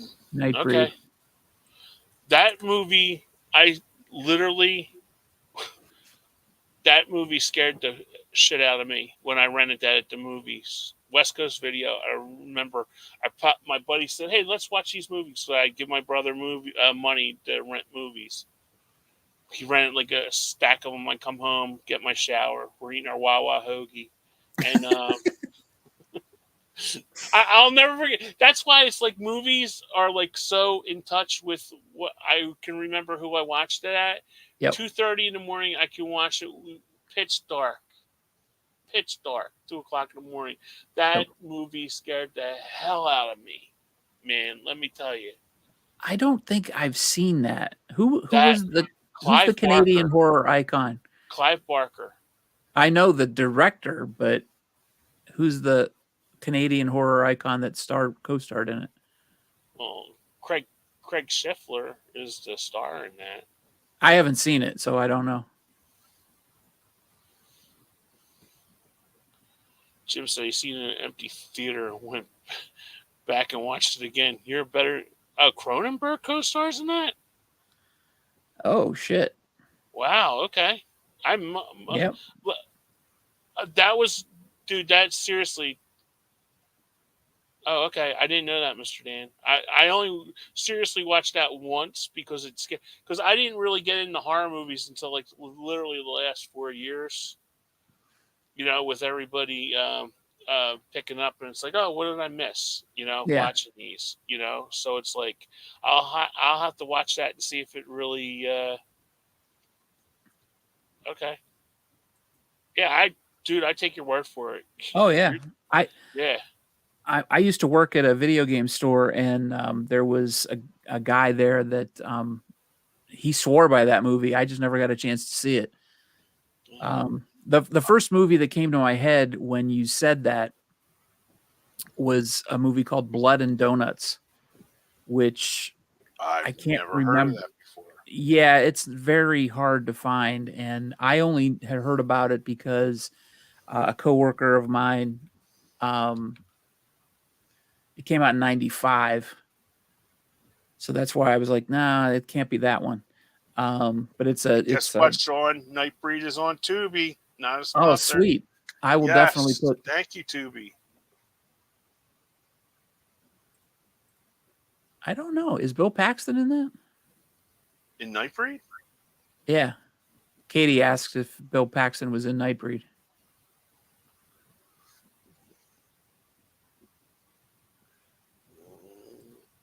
The guy from Hill Street Blues, Charlie Hade, is in it.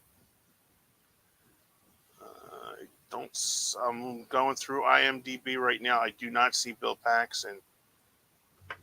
Are you thinking of Near Dark, Katie?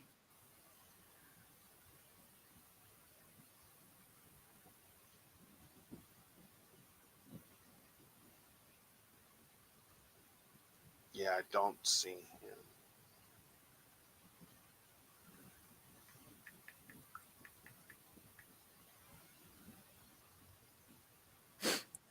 Near Dark is also, guys, if you want to see that, it's also on Tubi. Oh, awesome. Yeah, Bill Paxton is in Near Dark. Yeah. With the lovely Jenny Wright. There's an underrated beauty right there. Jenny Wright. Jenny Wright. Jenny Wright. Yeah. Jim said, speaking of Bill Paxton, how about Frailty? That is a great film that unfortunately didn't do well, but slowly gained a cult following. Yeah. I have heard nothing but good things about that movie. And I've never seen it. See it. I have not seen it yet. I think I might have the poster for it, but I never seen it. I might have it because I know we had the poster at my last theater, but I don't know if I took it. All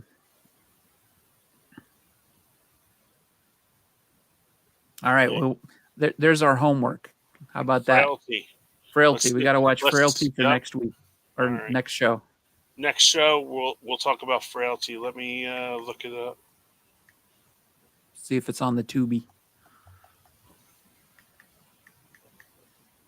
All right. It's a 2001 movie, kids. It is on the Tubi. All right. There we go. Frailty, 2001 movie with Bill Paxton. Matthew McConaughey's in that. Yep. That I knew. Powers Booth. Always a great actor, Powers Booth. It's also on Pluto TV. Oh, okay. But who needs that when you got Tubi? Yeah, exactly. It's on the Roku channel too. Tubi. Oh, it is? Yeah. Mm-hmm. I have that, but Tubi's better. Okay. All right. Yeah. There you go. That's our assignment for Frailty. July 30th. We're going to talk about Frailty. Thank you, Katie. Yes, thank you guys for the recommendation. See that?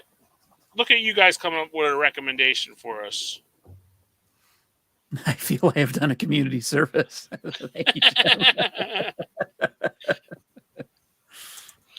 Yeah, it's good to know, good to find like movies that you've never seen before. You know, that I've heard of it before, and there's two movies right there. I got to watch Nightbreed and Frailty. Yep, same here. Because the last time I seen Nightbreed was the night that I watched it with my buddy. I've never seen either one of those. So what about this? We'll do a Frailty Nightbreed show next week, I keep saying next week, but it's not till the 30th. 2 weeks. 2 weeks to get this magic back, kids. All right. It's hilarious. I buy like a gajillion movies a month, and then I'm going to watch 2 movies on Tubi. You're exactly right. I swear to God, I get all these movies from the Whatnot and stuff, and it's like, hey, Helen, what's on the Tubi? You know, and then it's like I'm watching 3 movies on Tubi. You know, that like dumbass, you spent money on these movies. You know, so because I just watched 4D. It's a movie from 1957 with Lee Merriweather. What's it called? 4D. 4D, like fourth dimension. Yeah, 4D. Yeah. Oh, okay. It's a 1950. I think it was 1958 with Lee Merriweather. It was like one of those ones that, like, you know, like when you're on the Tubi and it like pops up your recommendations. Oh yeah. And I like to watch like the monster movies or the bad sci-fi movies, and that one just happened to come up. So Yep. I was like, oh, okay, let's watch that because I'm up to watch anything. I'll watch anything once, So it was like, and I really liked it. It was good. And then it was like, and then I'm trying not to do the Kino Lorber sale. I see Mr. Dan pick his up, and the damn movie's on Kino Lorber for I think $6.99. And I'm like, do I like the movie that much to buy? And I'm like, no, dummy, you're not going to buy. You're not going to go from the Kino sale. So it Yeah. was like, I saw in my email box I got the Kino Lorber sale, and I went through and I'm like, nope, not doing it. I put two things in my cart. Nope, not doing it. And I just closed the website. Yeah, And I literally when I went through it, I always do like especially with Hamilton Book, not a sponsor. What I do is I go from low to high. Yep. So it's like I go down there and it's like, and there was like, and then like when you go through the cart, like a Hamilton Book, you have about like 40 of them in your cart because you just like keep one at it and then you kind of wheel them down, and then you got to make Sophie's choice. Do you want to see this one? Is this one more important? And it's like by the time, but it's like I even stayed away from Hamilton Book. There was about 6 of them that I definitely wanted that I just whatnot's become a problem. So it's like. I just stayed away from it.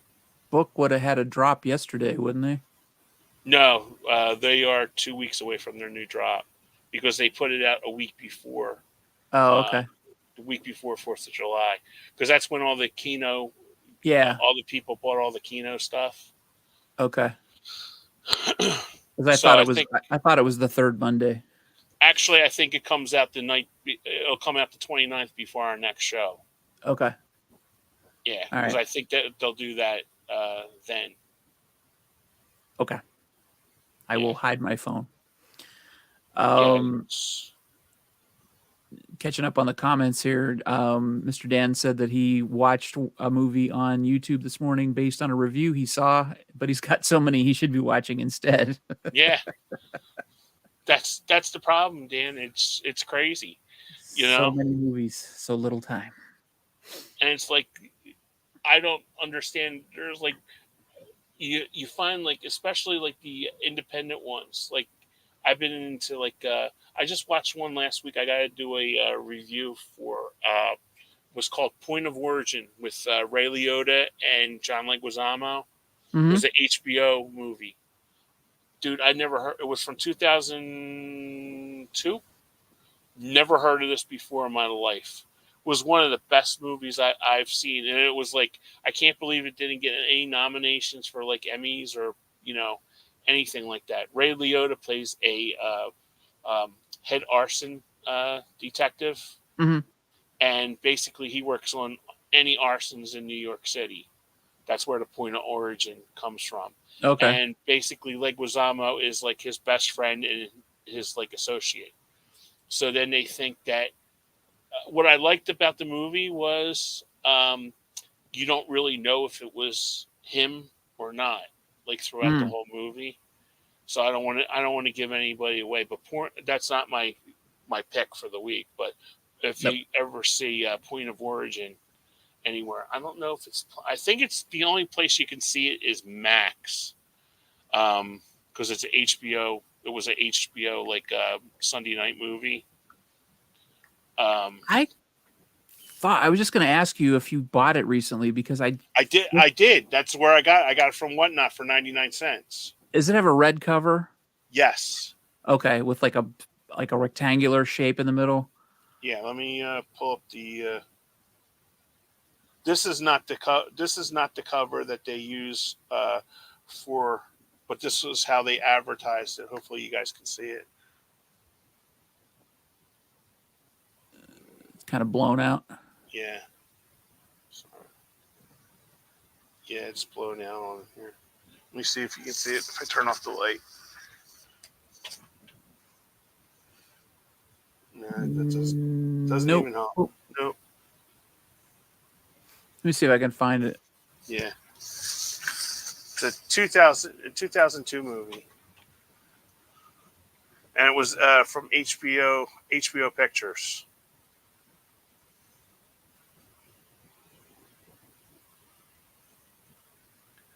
It's really Emmy nomination. It got an Emmy nomination for visual effects, and the visual effects done in this movie, I thought were better than Backdraft. Oh, really? Yeah, it's that good. I mean, yeah, there it is. Is that it? But that's not the cover that I got from the seller on Whatnot. Though it was a different one. That's That the it? cover. Yeah, that's the Okay. cover I got. Okay. Yeah, that's the one I was thinking of. Yeah, that Okay. movie is really good, guys. And unfortunately, it's you can't get it anywhere. You have to get it on the. Sorry, I brought it up. You Way to can't get it go. unless you see it on like Salvation Army or something like that. But I got it on the Whatnot. Okay. So yeah. So getting back to our Yeah, thing. let's run down your list, the ones that you haven't mentioned, and then I'll do the same. We won't really be able to go into detail because we're running out of time. But Yeah. Fear and Loathing in Las Vegas okay. had an $18 million budget. It only made $6. Wow. Donnie Darko, Okay. Brazil, the Terry Gilliam movie, Mm-hmm. Shawshank Redemption, Yep. Mallrats, Kevin Smith. Oh, that's a good one. The movie Dredd, Yep. not Judge Dredd, the Carl Urban Dredd. The 2012 one. Yeah, it cost $45 million to make. It only made $17 million overall. And the last one I have on my list, because you knocked down the other ones, was Heathers. Oh, I thought I put that on my list, but I did not. Yeah. Um, Heathers was one of those ones that were like really super popular at the video store, but it cost $2 million to make, and it only made $700,000 at Wow. the theater. That's crazy. All right, let's see what I've got left on my list that we didn't talk about. Rocky Horror Picture Show. Oh, okay. I didn't have that one. Labyrinth. Really? That was a bomb. Wow. Yep. 13.7 million when it was released. Starship Troopers. Jim, thanks for joining us, buddy. Thank you so much. Yeah, thank you, Jim. No, you brought a lot to the chat. All you guys have brought a lot to the chat Yeah, tonight. absolutely. Thanks you so for much, everybody. Jim. Hey, Mike, welcome back. Hey, Mike. Glad to hear you're doing better. So, how much was Labyrinth in? Labyrinth made 13.7 million. Wow. It's a Wonderful Life. Yeah, That was a pretty big bomb until like the 70s, and then it was on TV. Citizen Kane. Oh yeah. Dazed and Confused. Yeah, I had that. I had crossed that out because I thought we talked about that one already. Oh, okay. We talked about Office Space. Yeah. Willy Wonka. We talked about The Thing. We talked about Iron Giant. That's when you were asking about a 1999 movie, and I asked if it was animated. Yeah, that they screwed up the marketing on that. It got really, really fantastic reviews, but word of mouth is what saved it on home video. But it only made $31 million at the theater. Scott Pilgrim versus the World only made $49 million on its first run. And then everything else we've talked about. So I think we did a pretty good list. I'm sure there's tons of them. Oh yeah, we missed. Yeah, I'm sure we missed a ton, but I think we had a pretty good list. We got pretty good variety, a lot of good stuff, and very good contributions from our chat, our commenters. Yes. So, and as a result, we've got our subjects for next show. So yeah. So thank you guys. Yeah, so that's pretty awesome. So we'll transition into our movie recommendations before we wrap up the show. And Kenny, I'm gonna pull you out first. You're going to do your Tubi movie of the week. Yes, this is my Tubi movie of the week. And this movie was very, very good. It really surprised me. I've been on a Mila Jovovich kick lately because I just picked up Ultraviolet, which I really enjoyed. And this movie is called 45. And it was a really nice surprise. All the acting's really good in this movie. And I'm telling you right now, it's very frank with dialogue, nudity. There's punching of women in this movie. There's some really risque scenes in there, but it has a really cool story. Nice little twist at the end. That everything comes together. But the lead actress is Mila Jovovich, the girl from uh, Fifth Element, and the guy is Angus McFadden. He was in Braveheart. He plays Al, Evil Al, and he's the abusing boyfriend. So I gave it 4 out of 5 Whoppers. I really enjoyed it, and Stephen Dorff's in it. I know there's a big he's like a cult actor for many people. Stephen Dorff, he plays Riley. Aisha Tyler is in it, and there's a pretty girl in it I never even heard of until I watched this movie. She plays Vic. Her name is Sarah Strange. Never heard of her before, but she was very good in the movie. I really enjoyed the movie. I told Sean about it to check it out, and it's on Tubi. So if you don't have Tubi, shame on you. But they also have it's also on Freevee, Peacock, Plex, Pluto, Prime, Shout Factory. But watch it on Tubi. But 45, I highly recommend that for your viewing pleasure. But like I told you, watch because it's really tough to watch. That's my pick. What's yours, All Sean? right. Yeah. All right. Well, mine is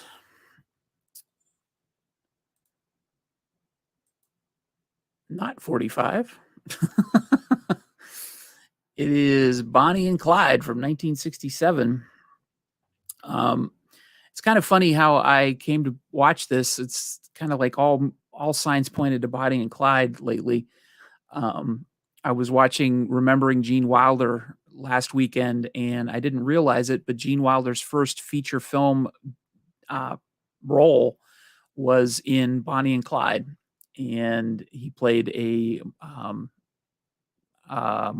I think they refer to him as a mortician or a funeral director or something. Um, but I had forgotten about that, and I had seen Bonnie and Clyde once when I was a little kid, and I remember liking it a lot.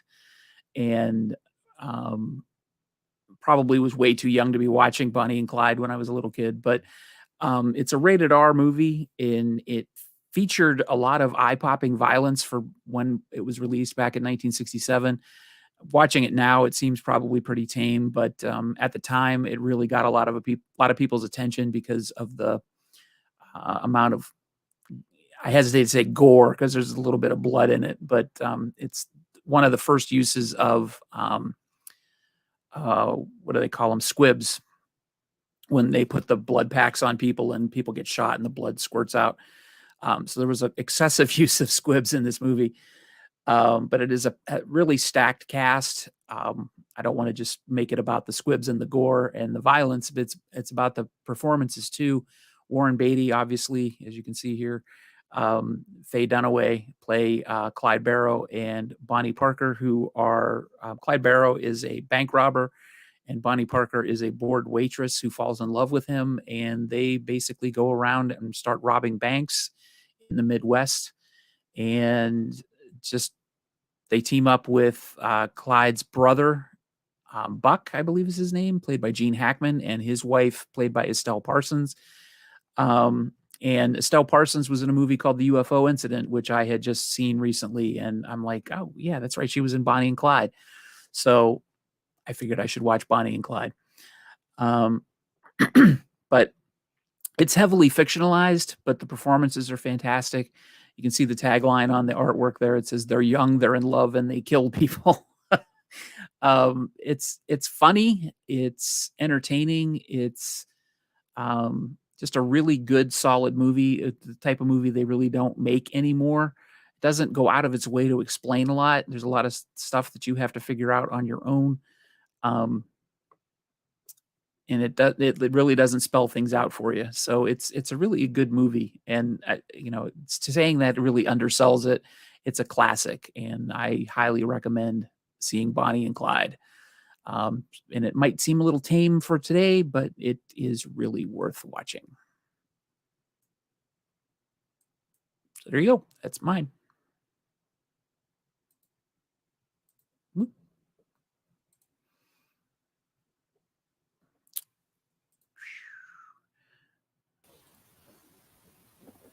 And now I'm going to pull all these things down.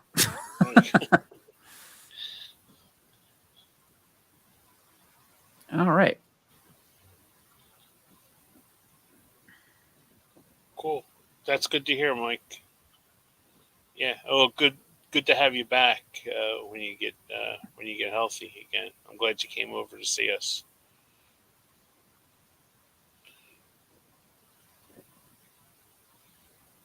Yeah, I know after surgery you don't want to do anything basically except for sleep. Yeah. You're going to have good days and bad days and definitely pain days. So, whoa.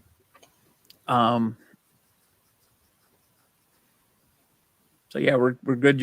We're glad you're up and around, at least well enough to be at least online participating. So, have The you seen wacky. anything that stands out? Have you been watching anything, even on the Tubi, not a sponsor yet, or have you picked up anything interesting this week? You just throwing that out to everybody? Yeah, I'm just throwing it out to everybody.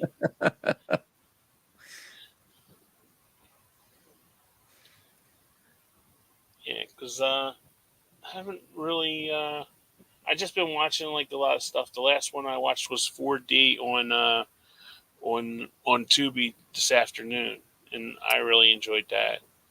Yeah, I haven't had a lot of time to be watching a lot of stuff. The last thing I watched was movie wise was Bonnie and Clyde. Oh, okay. Let me double check. Like I said, if it's not written down, I'd forget. How about you, Katie and Mike? You guys watching anything recently? Have you? Because go to Mike's DVD Blu-ray collection. He just put out a bunch of his Charles Bronson Part Deux uh, video, and I love Charles Bronson. And Yeah. the movie that he talked about was Bronson's last movie that he did before he passed away. Um, I think you're right, Mike. It was made when right when Jill Ireland passed away from breast cancer. Because Mike was talking about, you could see like the hurt in his eyes and like the loss in his eyes from the role. And I'm sorry, Mike, I don't remember the movie I was because going to say, what's the movie? I swear to God, I'd never heard of this movie before. That let me look it up. I never even seen the movie he heard of because I was going to look it up, but I got sidetracked, squirrel, kind of thing. So, uh,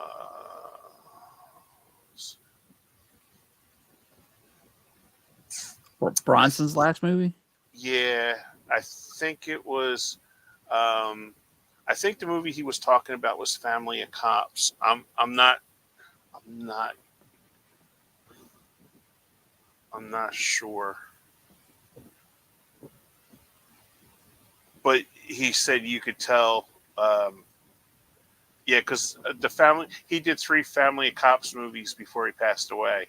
Mm-hmm. Uh, which I never even heard of these movies. I probably seen them because they were like late '90s. Probably seen them because whenever Charles, that was like one of my dad's favorite people, besides John Wayne. There was as he used to call him, Chuck Bronson. When Yep. Chuck Bronson came on, we watched Chuck Bronson. Chuck. It wasn't Charlie or Charles. Chuck. It was Chuck I like Chuck Bronson. Well, But Jill Ireland passed away in 1990. Okay. So he did quite a few things. Yeah. I don't think it was Indian. I don't think it was Indian Runner. That was in '91. He was in Yes, Virginia, There Is a Santa Claus. I had no idea he was in that. He's got third billing under Richard Thomas and Edward Asner. When I think of Macho Men, I always think of John Boy Walton. You know what I mean? It's it's like Seagal, Van Damme, Arnold, Stallone, Richard Thomas. I don't. He was in a movie called The Sea Wolf with Catherine Mary Stewart and Mark Singer. Wow. That was a TV movie too.